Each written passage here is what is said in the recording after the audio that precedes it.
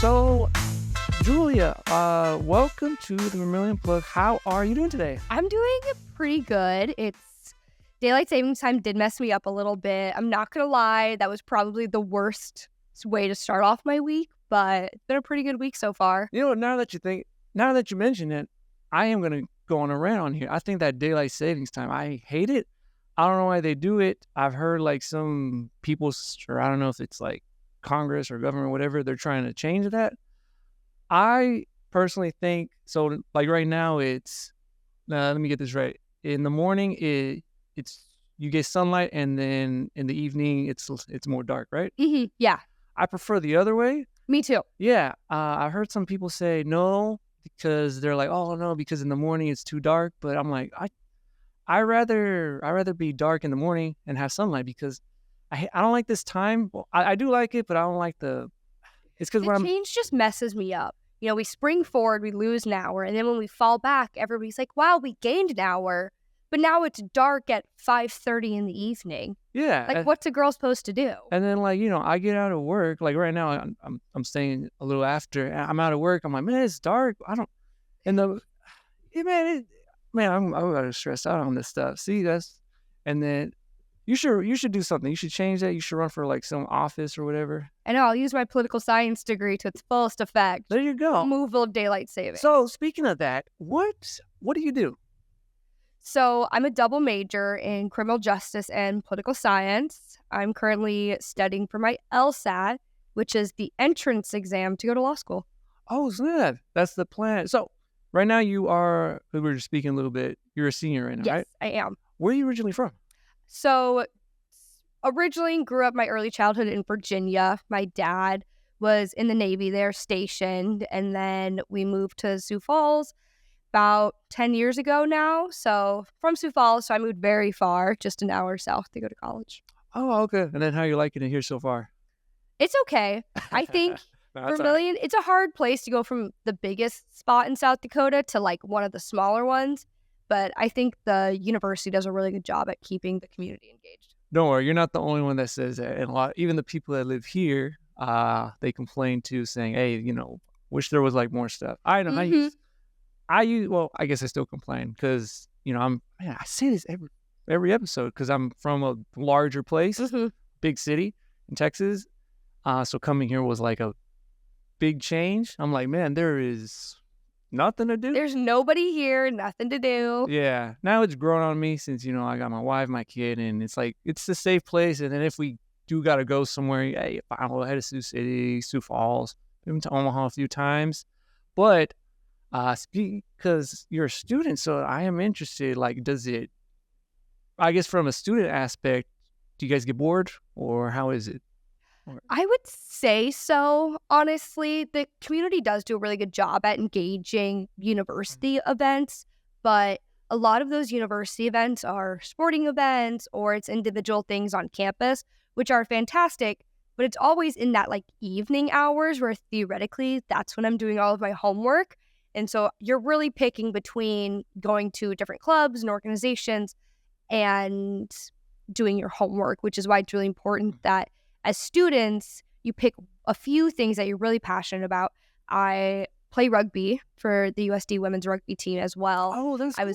It's an amazing sport. Let me shout out this sport real quick. It's fantastic. It's the largest growing sport in America right now, Rugby. Especially women's sports. Absolutely. Women just won the bronze medal at the Olympics for sevens, the USA women's team.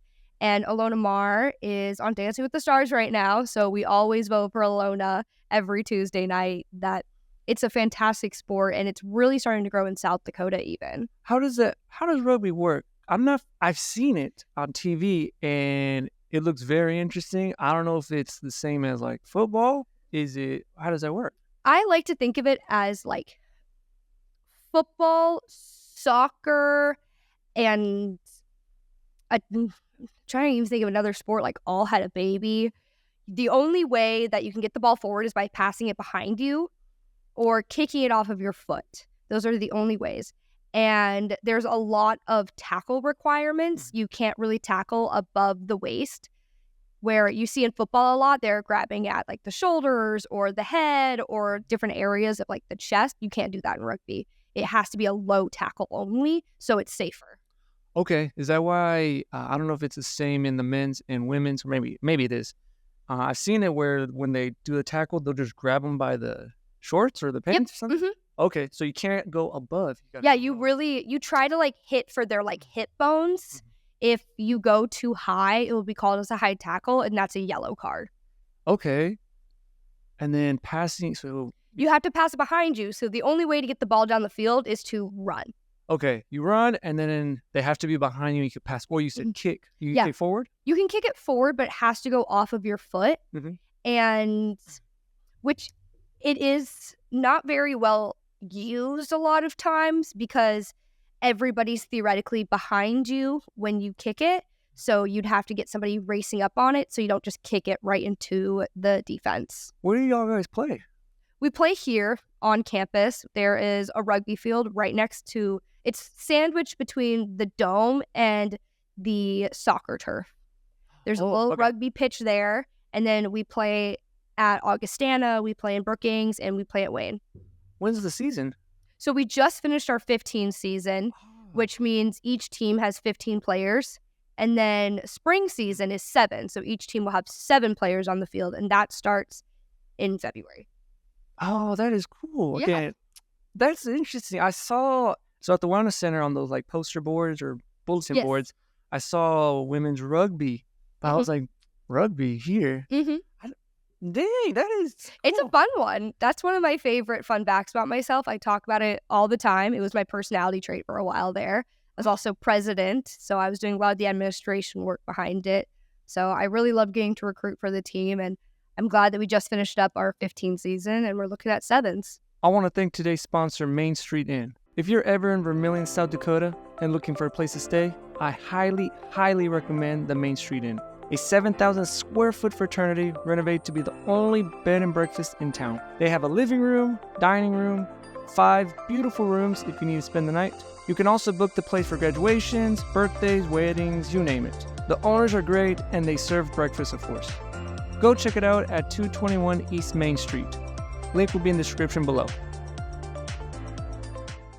So you got, okay, this is crazy. So here now, rugby's growing. Apparently, so there's pickleball is also growing? Pickleball is growing. So a funny thing, I know we're getting off topic, but so last year, over the summer at the church we go to, they invited us. They're like, oh, we're going to play pickleball. So my wife is from Mexico. I didn't know what pickleball was, but I was like, it's probably just some sport. My wife thought, for some reason, she thought that it was like an eating contest of pickles. She thought it was something with pickleballs because, there's pickles. And we went there, and I saw the little court. I'm like, I guess it's like a mini version of tennis. And my wife was just, I don't know if she was devastated because she thought it was about food, but I guess it was fine. Now she really got into it. She's intense. Have you ever seen, the game Fortnite? Yes. So she doesn't play video games, but she'll play that one with me. And she likes to go crazy, scream. When I die, she yells at me, and it's...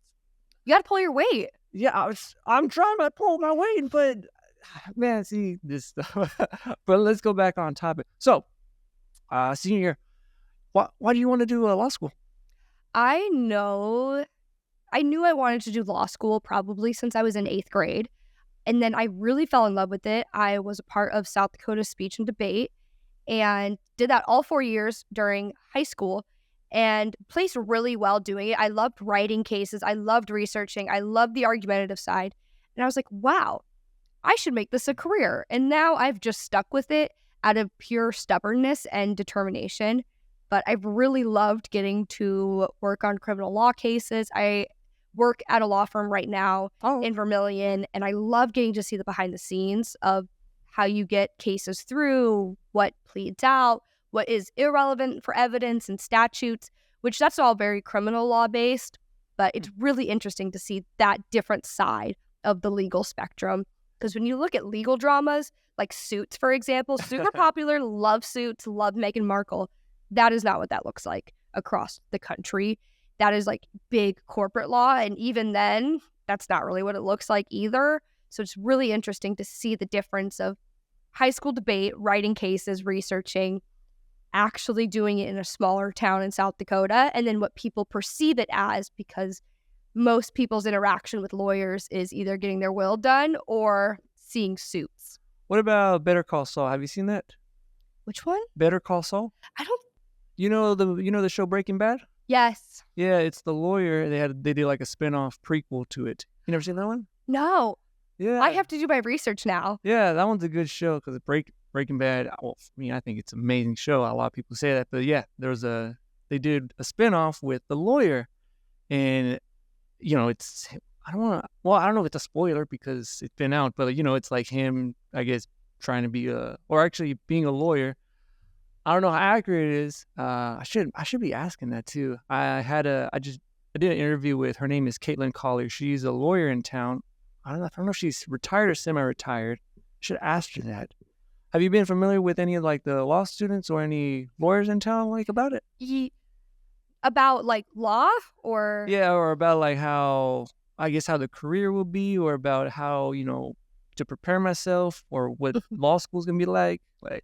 So like it's really nice. I work at a law firm right now in Vermilion, and the lawyers are really young. So they've been recently going through law school. You hear about the kind of jokes that all lawyers are just really old people, which, okay, listen, some of that is true. Okay, I've met a lot of really older attorneys, but it's really nice because one of the new associates, she just graduated this year. She just passed the bar in the summer. So her and I, although she's a little bit older than me, obviously, we're both kind of going through the same changes in life, where I'm now just starting for my LSAT, where at the same time she was studying for the bar, and just seeing that difference and how you get into law school, graduate law school, take the bar, and then land a job. It's all so quick, and yet it has to happen in those steps. 3 years, right? Yep. Okay, not 4 years. 4 years of med school. Mm-hmm. There's a few students I know that are in law school. So they explain. Now that I mention it, his name is Taylor. He was my second episode. I remember that. But I think right now it's their last year. But they make a joke, and they say, like, in law school, because I think they were talking about contracts, and I think someone mentioned, well, how do you know if it's a good or a bad contract? And they're like, in school they don't tell us if it's a good or a bad contract, but we could tell it's a contract. Like, oh, okay. Yeah, like, it's all very hypothetical based. So what's the plan after that? So let's say everything goes good and you become, I guess you get it's called JD or JD. Is there like a specific route you want to take, or? So I haven't quite nailed that side of it. I've really enjoyed looking at criminal law, but I haven't touched any family law. I don't really touch contracts. I know right now farm law gives me a headache. We've done so much farm law at this particular firm. I know way too much about farm law now that it's almost embarrassing. And I should know more, being from South Dakota and potentially one day maybe attending the law school here or taking the bar here. But that is quite the headache, let me tell you. But I'm not really sure what the path looks like after law school. I really like practicing law. I like getting to do the research, writing statutes, writing pleadings. So I know I want to go down that road. I just haven't quite nailed what kind of law yet. But okay. Now, maybe it varies from state to state or from practice. Are all the lawyers like rich by any chance, do you know? Or is that a movie thing? Like, are they banking like a bunch of millionaires, or probably not all of them? It really depends, one, where you graduate from, where you're practicing, and what you're practicing. If you're going to a top 10 law school and then you're going into contract law, or you're going into business law, or you're going and working for a firm directly, that's where you're probably going to be making those like kind of suits money that I was talking about, where they're all walking in saying how the buy-in rate to be a partner is $250,000. I would say like the average lawyer in South Dakota starting might make $65,000 starting. Really? Mm-hmm. I would say that's probably pretty standard. 65, higher end maybe being 80 for your first year out. What about having your own law firm? would that help out too? Well, I guess because it's technically your business, right? So it just depends. Yeah, so the person who owns a law firm is going to make more, but it's very unlikely that somebody's going to go out from law school and open their own practice without being an associate somewhere else first. Fascinating. I'm gonna start asking those questions now. All right. Now, speaking of yourself, because you contacted me about this, pageants. I usually go like blind on my topics, because I don't want to be biased. I want to know this stuff, but this stuff I actually do not know at all. Give me some explanation. Like what is this? What do you do on this stuff? So I'm currently Miss Hot Springs. Hot Springs is a smaller town outside of Rapid City on the other side of the state. And this will be my third title that I've held in Miss South Dakota organization. So Miss South Dakota feeds into Miss America. Miss America has 4 points of the crown: service, style, scholarship, and success, and a bonus point of the crown for sisterhood. And so that's the basis of Miss America. The current Miss America, her name is Maddie Marsh. She is active duty military in the Air Force. Her community service initiative, this is something every title holder has. I have one. Miss South Dakota, Joelle Simpson, has one. Hers is about pancreatic cancer research. So Maddie Marsh, current Miss America, has been advocating for pancreatic cancer research and studies and getting out there and showing support for that. So that's what kind of separates Miss America. A lot of people confuse Miss USA and Miss America, and there's tons of other systems, but Miss America was the first. But it's all about what you choose to do with your organization and your title. So for me, I've held Miss Clay County Fair. I first started doing pageants at 18 years old, which is like starting dance 10 years too late. You are so behind. Everybody else has been doing it for years. And I walked into the first competition knowing nothing really. And then I won the title. So I'd beaten out people who have previously titled, been to Miss South Dakota before.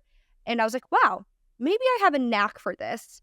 And then I go to Miss South Dakota my first year, place top 10, and then nothing else. And I was like, okay, how do I do better? I go to the next competition and I lose. I lose the first local of the season. And I was like, how can I do better again? Go to the next one and win a title there. Go to Miss South Dakota. I changed my community service initiative because the original one that I had was very personal to me, but I was having a hard time advocating for it. And so I changed it to Fueling South Dakota, Eliminating Hunger, which focuses on food insecurity and getting food from farm to table and actually getting it out into the communities. And I've really fallen in love with this because it's not very well known that Clay County, where USD currently is, has one of the highest food insecurity rates of the state. Yes, I just, this year, I realized that. I remember talking with some of the people from the United Way in them, and I looked at those stats, and I was like, it said something, I don't know how it is now, but I read something like 20-something%. I'm like, here in Clay County. You don't think that. You don't think that until somebody tells you. So for our private interview, that's one of the phases of competition. We get a 30-second intro. And I used to say that 1 in 9 kids are food insecure. And then I have a partnership with Feeding South Dakota, and new statistics came out for 2024. And then I had to start saying 1 in 6 kids are food insecure. And you don't think that, but there are ramifications and effects when we introduce different policies, when we're turning a blind eye to food insecurity and how that's impacting our communities. And if that means I stand in front of 5 people who are actively judging how I'm talking about things, and I get to show them how those statistics change and how that change impacts our communities, those communities are reflective of here in Clay County as well. That when I start telling people that that's the new statistic, they're kind of shocked by it. And then we get to discuss why that might be and how they can help. Speaking of that, do you have like any info on like why Clay County has like a very high poverty rate? Well, I guess it is poverty rate too. The food insecurity too. So we see a massive correlation between poverty rates going up and with food insecurity rates going up. There's also a large disparity. We have a dense immigration population because of the schools here, that we have a lot of people that don't have as much access to adequate healthy food. And then on top of that, you also have the college, which they're not permanent residents, but they are counted when it comes to the food insecurity rate. Oh, So okay. that's another thing adding to it. We do have the on-campus pantry, but that can only serve so much. Mhm. And the need is continuing to grow. More and more college students are looking for ways to have access to food beyond the on-campus pantry. So we're seeing that disparity as well. And then we also look into the actual wealth gap and wealth disparity between Vermilion themselves. You have a lot of people working those lower income jobs versus the higher maybe income jobs when you look at the businesses that come through Vermilion, the university itself. And that also can play a role into it. Yeah, I remember we were talking about this with some other people, especially about like the job stuff. Because like for example, you have, well, I don't know how good my stats are, but let's say like some of the people that work at the university, most of the university actually has pretty good benefits and this and that. They pay pretty, I would say, well. But then after that, like your other jobs are, I'm not putting the other jobs down, but like besides the university, maybe you'll have like Masaba, which is, they say it's a good industry. Maybe Polaris also, but then after that, you only got like maybe like Walmart, Hy-Vee, some of the towns downtown, or some of the places downtown, like a lot of hospitality work as well. Yeah, and a lot of people, they do want like more, for example, industry, a little more, more options, a little more of that higher paying jobs. Because I didn't know, like for example, getting in the university, well, for my eyes, it's kind of difficult. But I guess once you're in, you're good. But like getting in there, you got to compete with other people, especially like if you're doing, for example, being a professor. Man, you were competing with like 60 other people applying from everywhere. So, stuff like that. So the pageant thing, you just started. It's not like something, since you were like little. No, exactly. I started when I was 18 years old. I didn't know anything about it. My most interaction with my childhood was I would sometimes watch Miss America with my mom. But it was actually, I'm in Pi Beta Phi here on campus, and the active Miss USD, her name was Brianna Bosman at the time, said, "Julia, I think you should try this." Later found out it was her job as Miss USD to recruit a Pi Beta Phi person to come compete, and I didn't win the top title, so there are different levels of titles depending on the competition. Miss USD, for example, is the top title, but they can give out Miss Clay County Fair and Miss Missouri River. So that's how I got Miss Clay County Fair. Another person won Miss USD, who also happens to be a Pi Beta Phi. So we kept it in the family for a while there, but I just started doing it. I picked up my talent at the time, because we do a talent portion for Miss America, was weightlifting. You guys do weightlifting? That was my first talent, was demonstrating the importance of a proper deadlift. Oh, snap. That was what I did. So are you a powerlifter also? No, I do like to lift, but I don't get behind the big powerlifting, mostly because I just do not get enough protein in. I really do try, but the powerlifting side I just haven't quite touched on yet, but that's more of my choice. Oh, I'm gonna go way off topic on this. Since you mentioned the powerlifting and the protein thing. So funny, I don't know if there's like a secret no more. So back in the day, or what was it, before I got here, I used to powerlift, but I never competed. I wish I did. I was in the powerlifting club at my university at UTA. Those are some strong people. They lift a lot. And what's funny? I don't know what it is. Throughout my whole, I guess my life, my 29 years, especially wellness center or anywhere, there's always that guy that just, he looks like he's not thin, but he's skinny. But they're monsters. I don't know what it is. The sleeper build. Yeah, there you go. Sleeper build. And I remember, so his name is Jonathan. I forgot his last name, but glasses. He same body build as me, but I think maybe he's a little more thinner. This guy, so he was great at deadlifting. He warmed up with 405, so it's like 4 plates of 45s. I'm like, this guy's a monster. He's squatting for, 315 reps. And he said his bench wasn't that great. I'm like, bro, you're putting 2 plates on. I'm like, this guy's a monster. Oh, but the funny thing is, during that when I used to do the powerlifting, I was, now I guess everyone's going to know, not now, but I was a vegan. Okay. I wasn't, but not a vegetarian. I went full on it, and I remember I wouldn't tell anyone because I didn't want to be that guy that said, "Hey, you know, on this and that." So I would keep it down to some of the people, because at the powerlifting thing, we would go out to eat, and they started noticing. They're like, "Hey, how come you keep ordering that stuff?" I'm like, "Well, I just, just like it." And then they asked me, they're like, "You like a vegetarian or something?" And I'm like, "Hey, keep it down low, but yeah, I don't eat meat."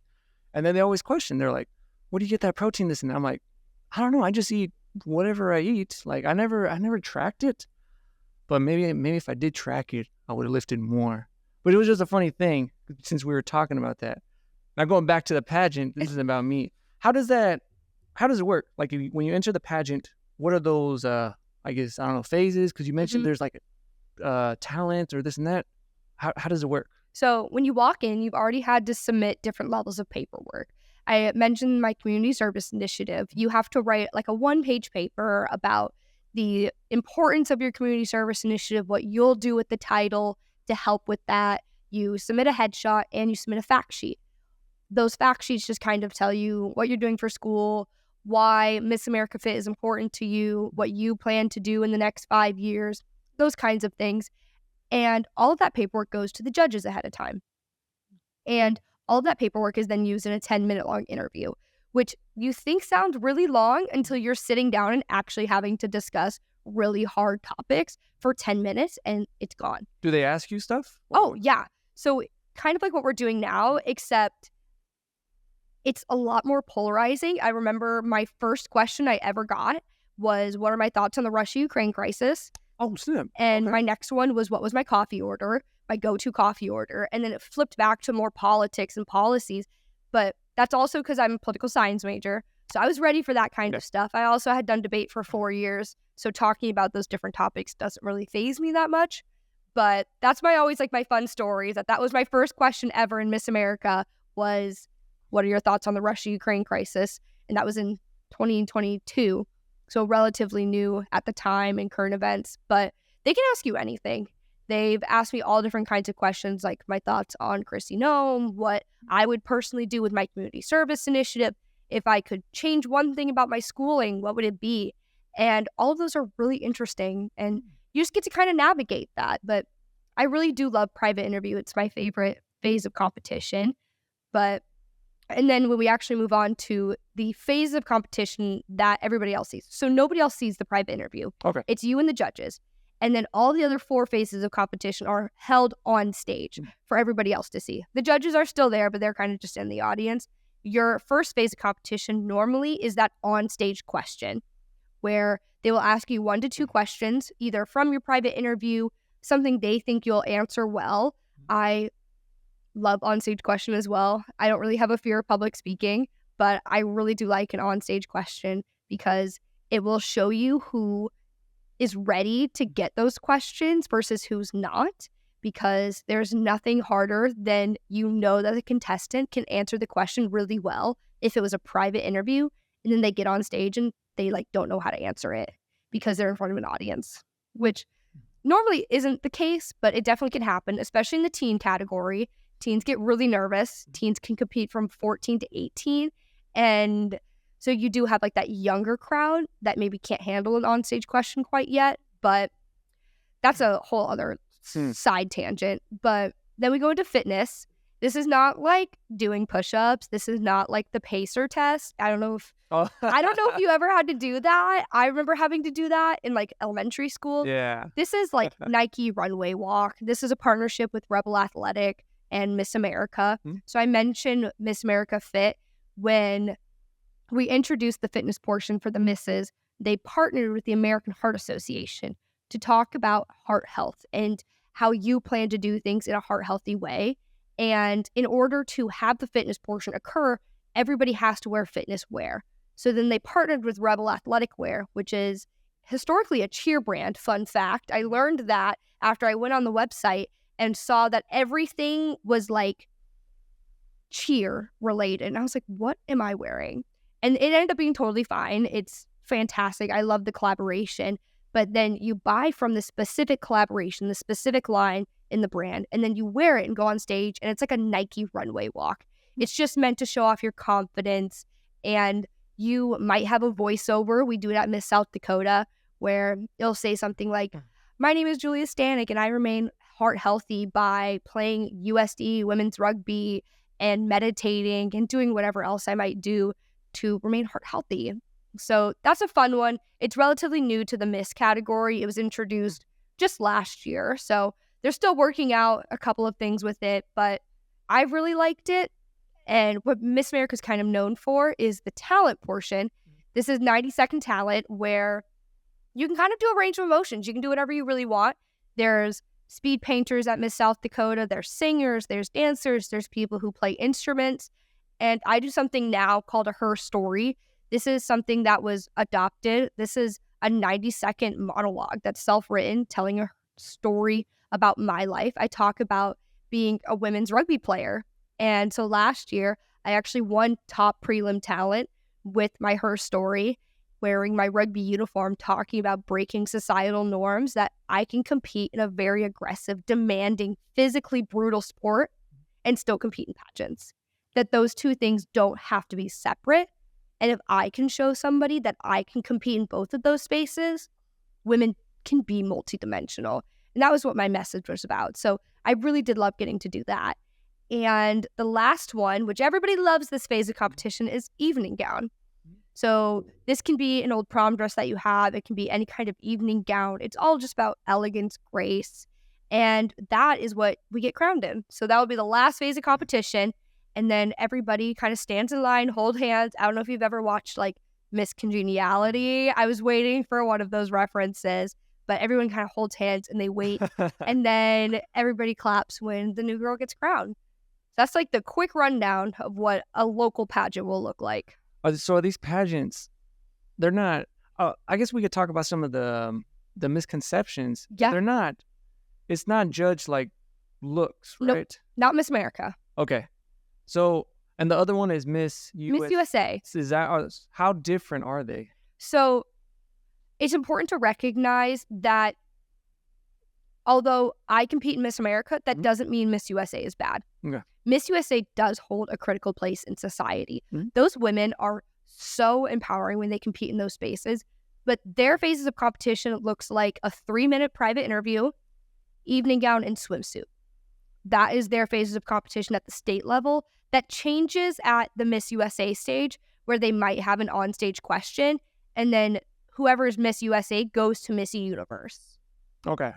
Where in the Miss America organization, you stop at Miss America. There is not another competition after that. Okay, that is the final stop.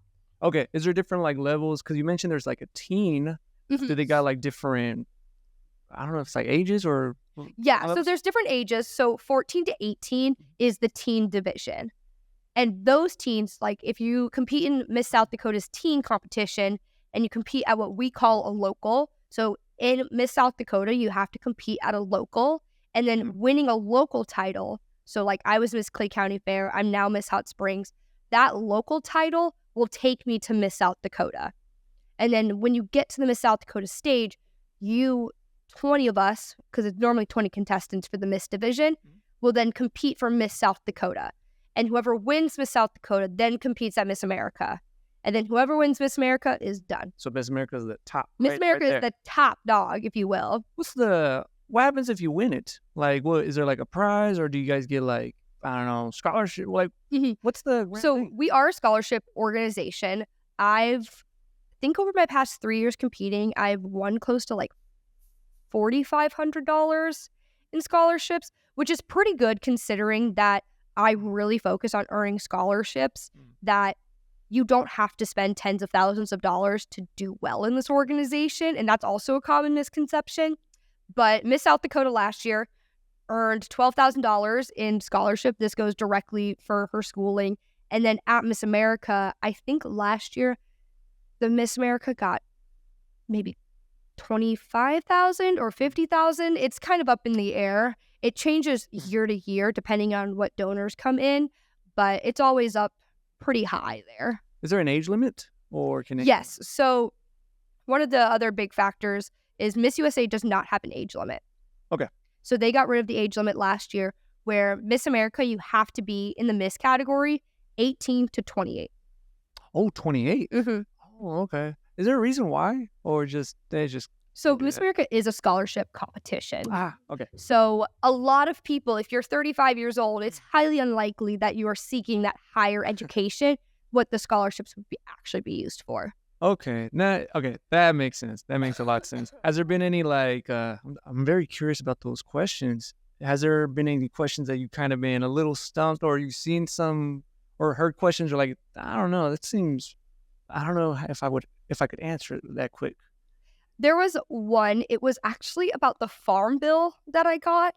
I was so lost, and I like to think that I'm a very intelligent, well-rounded, educated woman in politics.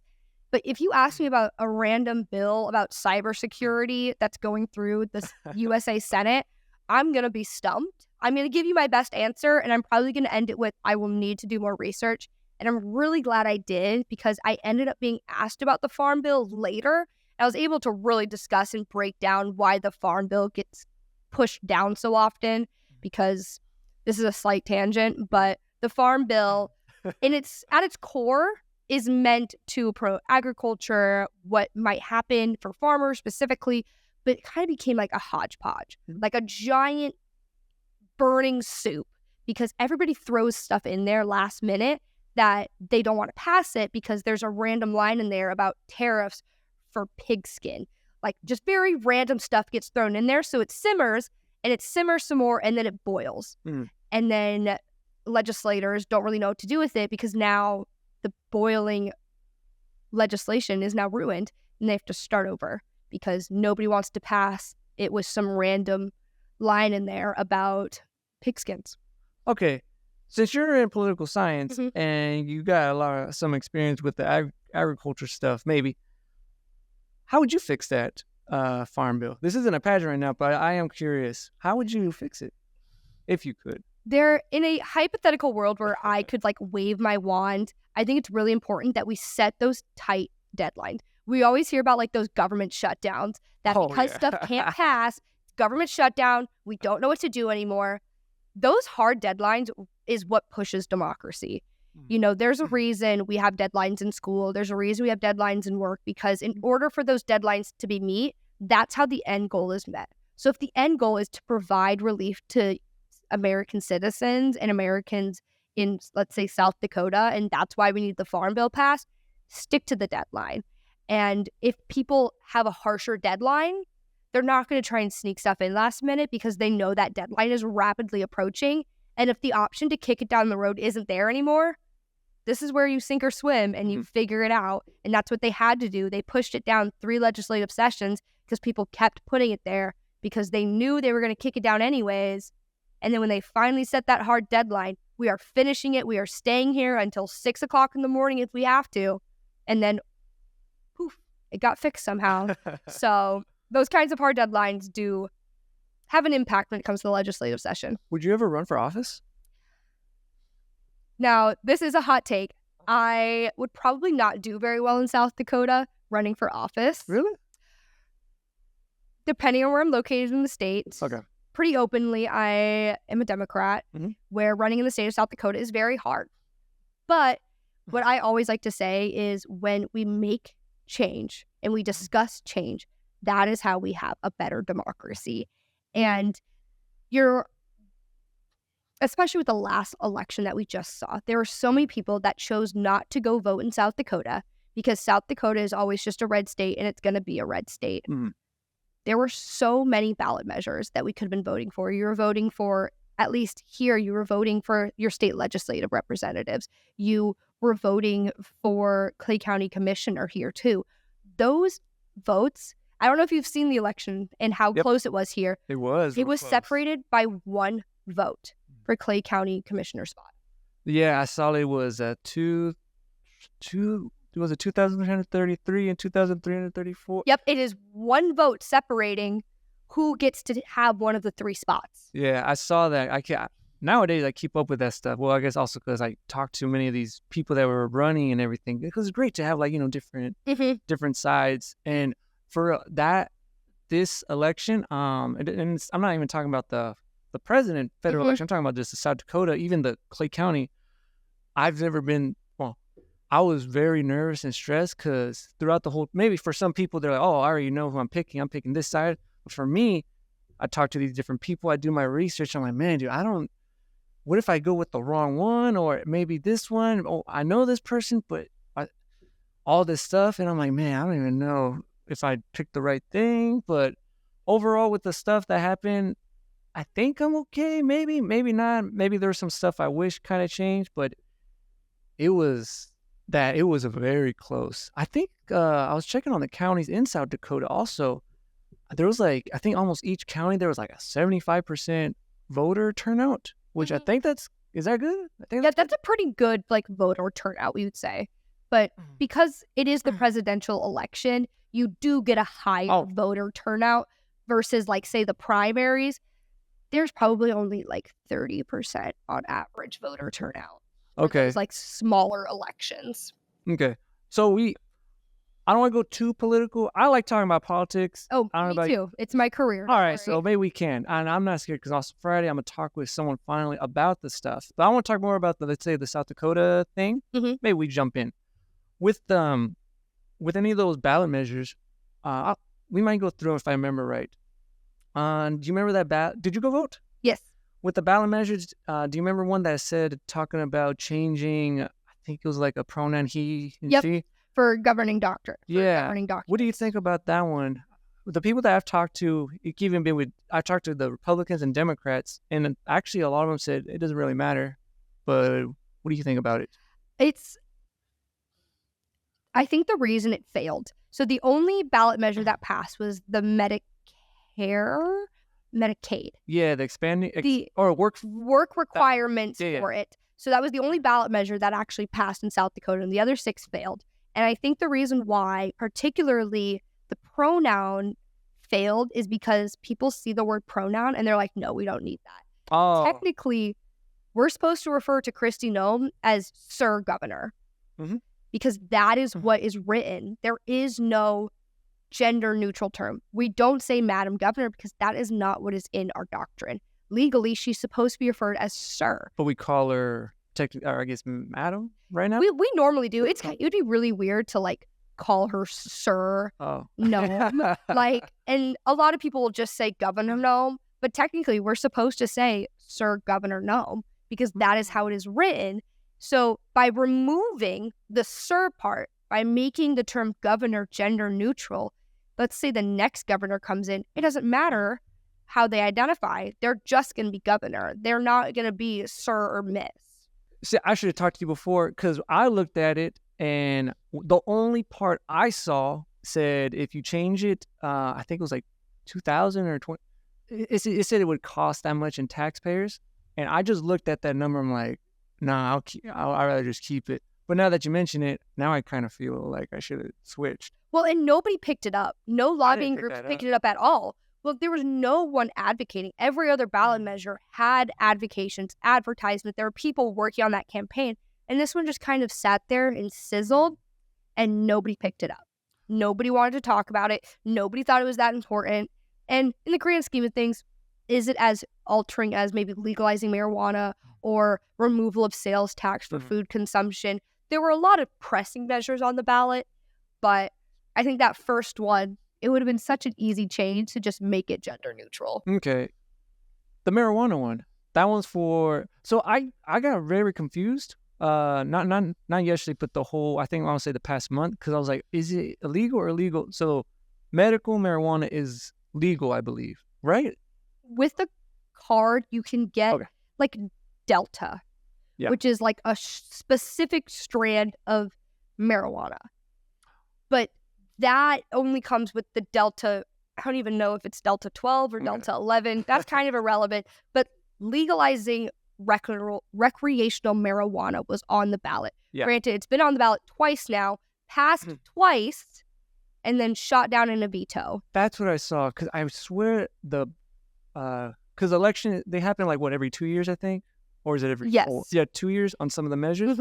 I swear I saw it and it passed. I saw it. And then when I saw that again, I was like, I thought it passed. Yes, because Kristi Noem vetoed it. Okay, so House, if I remember right, it goes to the House, Senate, and then I guess the governor could veto it, but then it goes back, right? Is that how it works? Or am I thinking?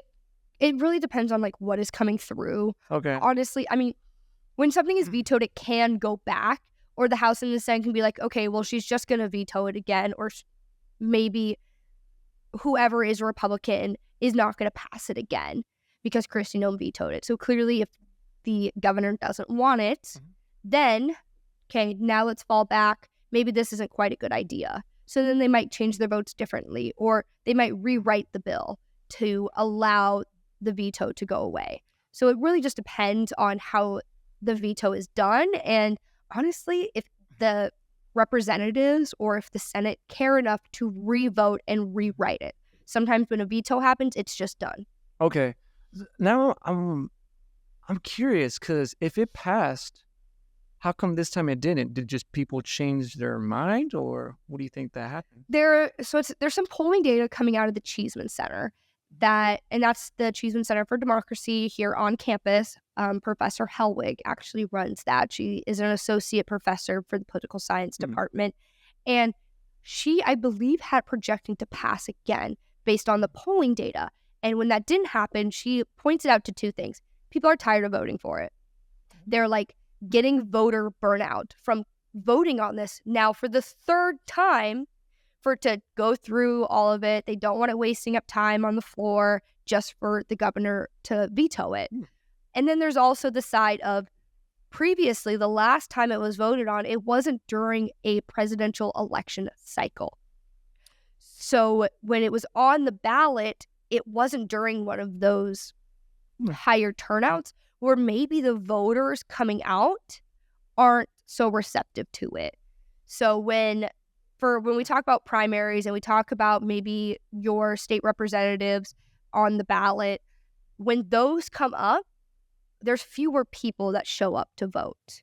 Where the presidency, that's when a lot of people come out to vote. So this might be more of an accurate representation of what South Dakotans actually believe, because we had a higher voter turnout for this than the previous elections. I think you're right on that, because before, man, I need to start marking this stuff up. I think the 2 years ago I checked, and voter turnout, I could have swore it was like 30 something. That's pretty standard. Yeah, if it's not a presidential election, you're looking at like maybe city candidates, city council, maybe we're voting for one senator to represent us instead of the representatives for the House. When you have less important stuff on the ballot, people tend to deem the president as the most important election. So then they don't really want to show up every few years or even every couple of years to vote on city measures, vote for this, and this, that they just get voter turnout burnout. So then they just stop showing up to those smaller elections and only show up to the big presidential one. And that's why we saw so many initiated measures on this ballot, because they thought if they waited, that more people would be able to vote on it, which would get a more accurate representation of South Dakotans. But then we had like 7 initiated ballot measures that there was just a lot of burnout and a lot of different measures that people were voting on. There was a lot, because I was like, I was running. I don't know if I represent like the majority of people, but I was looking through this stuff and looking at the pros and cons, and there was a lot. Some of the stuff I was like, man, is it right? I don't even know. So I don't know if maybe some people are like, I'll vote this, or like, another one I had to do a lot of research is the tax one. Yep. So Chris Casson, I talked to him a few times. Great guy. I thought, like let's say on the Republican side, because I talked to them, I thought they would be, I guess, for it. Like, yeah, because it was, if you voted for it, it would take the taxes off, right? If I believe it. Because usually the Republicans say, oh, yeah, we want less tax. But they were saying, no, this is actually a bad thing. But I thought, well, we would take the tax off food, right? But apparently, like, they explained it to me, if I'm accurate.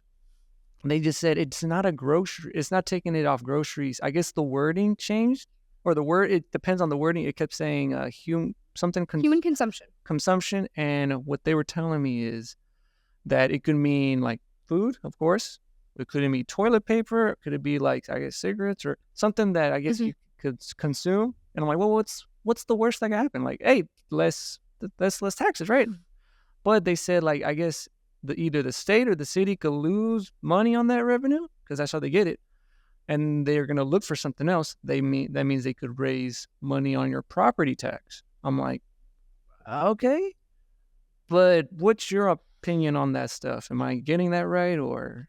So I was originally affirmative on it. I thought it was a good idea. Like I mentioned, my community service initiative was about food insecurity. So any way we can reduce the cost of groceries is what we should try and advocate for. Yep.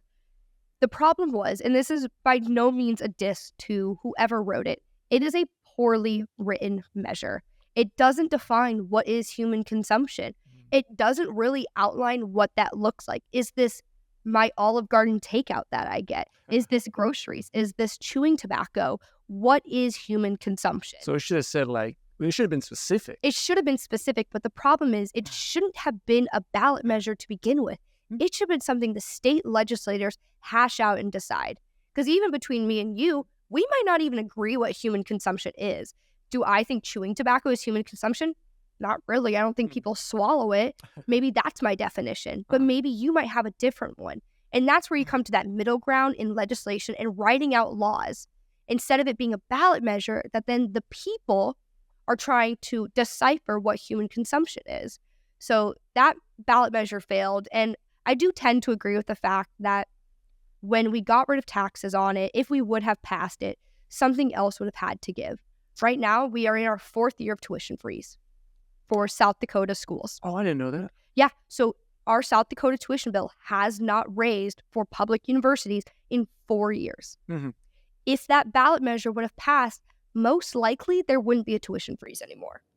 Really? So they would look for that. They would look for it elsewhere. If that's an increased percentage of your property tax, if that's maybe introducing a state level income tax, because we don't have state level income tax in South Dakota. We just have federal.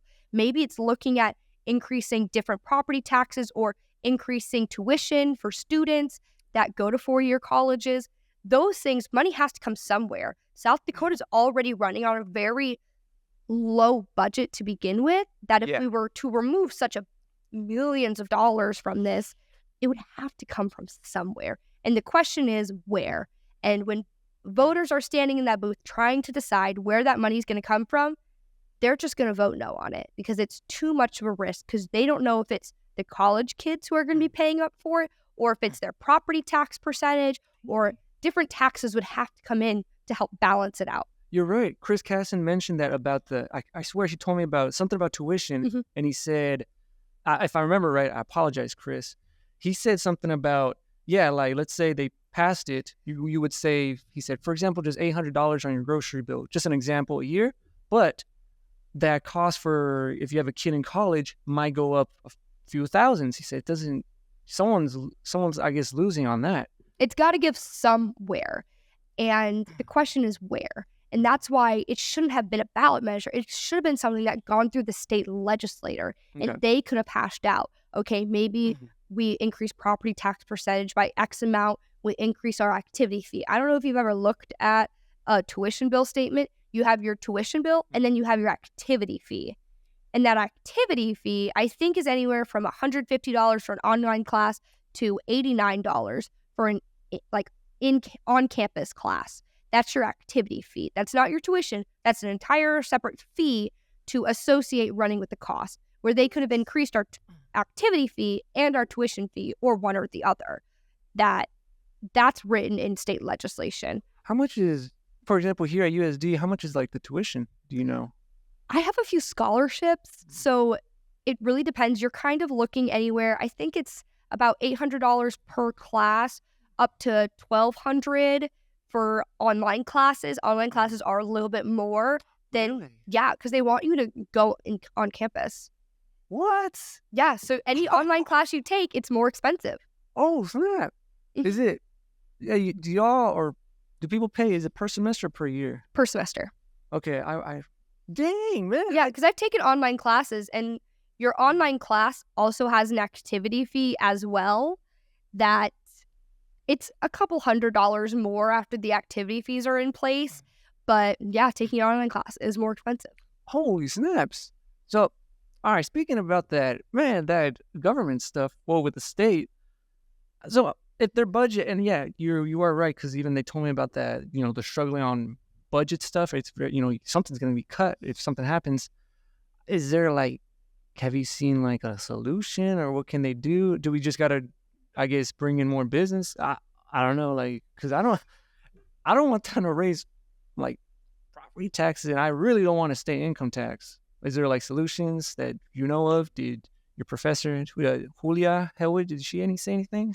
That nobody likes taxes. Uh, Nobody likes the idea of paying. If we were to introduce a state level income tax over the course of a year, depending on how much you're making, you're probably going to be sending in hundreds of dollars for a state level income tax. And if you're already on that poverty line, hundreds of dollars is a month of rent that you no longer have anymore. That nobody likes the idea of raising taxes or property taxes, income taxes, whatever it might be. As far as South Dakota, we do have a booming tourism sector, mostly on the Black Hills side. Yep. And that can always bring in a lot of money, a lot of revenue. We've seen record high attendance for Sturgis. We've seen more and more people coming back, especially after COVID-19. So we can really look to that to see, but that's mostly staying in that local kind of community. Okay. So do I have an answer really? Not a ton, but more and more people are moving to South Dakota because the cost of living is lower here. We don't have that state level income tax. True. We do have some of the safest communities in the United States. That it's bringing in those families, it's bringing in those working class individuals, which is bringing in businesses, which is bringing in more opportunities for people. And I think in the next 50 years, we'll really start to see the impacts of that. So hopefully in, I guess, half a century, we'll see the budget kind of loosen up a little bit and not be so tight. But without increasing taxes directly, Okay. you're going to have that tight budget. Could the problem be, let's say South Dakota starts booming in these years, they start generating more revenue, but could that also mean that like the state budget, they'll start increasing it and then we're back to square one? Or is it like, hey, no, we got to keep it like this? We are very fiscally responsible, I would say, as a state. We are not throwing tens of thousands, millions of dollars into projects that people don't want. But you have to ask yourself, how are you going to bring the money in? And if you're not bringing in those business opportunities, if you're not bringing in those large corporations, you're not going to have an increase of the budget. There are a lot of things that South Dakotans want fixed. We always jokingly say that the roads here are terrible. They really are. And roads are one of the indicators for infrastructure. And this kind of hones more into Clay County. But when the floods occurred, we needed relief. And there was not a way to really get that relief here as quickly as we needed. And that could have been fixed if we poured money into infrastructure to reinforce all of the flooding that could have happened when the dams had broke. Okay. Now speaking, we'll go to a smaller scale like Clay County or even like Vermilion. But yeah, we'll stick to those two. I've ever asking, like, because I asked, I think some of the people that are running or they are on the Clay County Commission are like, hey, can y'all guys, like, if you wanted to, can you guys like pause on the property tax? I think technically they can, but they're like, we can't or we wouldn't because, now they got like they got the jail, the school, something has to be paid. I'm like, man, I mean, the stuff is cool, but like, I guess what else can we do? One thing that I didn't know, now I do. So like, and you explained too, like USD, since it's a state school, they don't pay taxes. Is that why, for example, in Vermilion, is that why? Let me trace it back. Let's say if they did pay taxes for some reason, would that generate a lot of revenue for Vermilion? Would that work? Let's say let's say this was a private school. Would that generate a lot of revenue for the city? It's hard to. People love to say that when more money comes in, we can, like, I know when legalizing marijuana was on the ballot. Yeah. They were saying, well, now this can be heavily taxed and that can go into funding teachers' salaries and doing this and this. But it's really hard to take specific tax money from individual projects and put it somewhere in particular. You can't really write that. You can't say all of the money from marijuana sales are going to go into funding public school teachers' salaries. That doesn't really work that way. it kind of goes into a giant fund, and they're able to allocate where things go, but it's really hard to sit there and say individual taxes go to funding the community of Vermilion unless it's a percentage of the overall revenue brought in, not necessarily increasing taxes here will directly fund this. Okay. Yeah. Okay. And it's probably more complicated. Now I got one last political question. How could we fix the poverty rate, but here like in Vermilion or Clay County? What are your ideas? How do you think? It's probably more complicated. I don't want to call it a loaded question, but it's loaded in the sense that it's not one policy. There's not a one-size solution. When we're tackling poverty, we have to think about the generations that have come to be in Vermilion. And we have a very young population with the college, but the second you remove the college students, we have a kind of older community here in Vermilion. It's not nearly as bad. I will say Hot Springs, the median age for Hot Springs, I believe, is 57 years old. Oh, really? That's like a retirement community right there, where I think Vermilion is slightly above the average for South Dakota as far as like the age. But when we look at poverty and people who are coming to Vermilion, and then where are they working? When we have people on the younger scale moving to Vermilion, what job opportunities are here for them? Are they traveling 45 minutes to go to Iowa? Are they traveling an hour to get to work in Sioux Falls? Those things can really play an impact on the money that they're able to retain when they're spending an hour each way driving back or to and from work. And even further, where are they buying all their groceries? I mean, obviously, it's cheaper to go to Costco and buy things in bulk. But you have to have membership. You have to have a working car to get there. You have to be able to dedicate a Saturday not working to go and shop there and buy in bulk and save that money, where some people just don't have the privilege to do that. Oh, it's a lot. I mean, even in Vermilion, there aren't a lot of like discount stores. We just got a Dollar General and a Dollar Tree, but the main grocery competitors were Hy-Vee and Walmart. Where in Sioux Falls, there's the Fairway, there's Aldi, there's the Cornerstone shops. That's not really here. So you also then don't have other companies competing for lower prices. True. For groceries and goods. And I can't really speak to a lot of other businesses, but we just got a clothing store in Vermilion. Yeah. Where that wasn't really a thing before. We had one 5 years ago, but then the only clothing store really here in Vermilion is either the discount shop, like thrift shops, or it's the specialty boutique. There's quite the difference where if people need to do that shopping or back to school, they have to drive out of town to do that, where there's just a lot of things that I think once we bring in the businesses, bringing in that infrastructure, and the college really does help bringing in those different types of businesses, you're able to kind of level it out.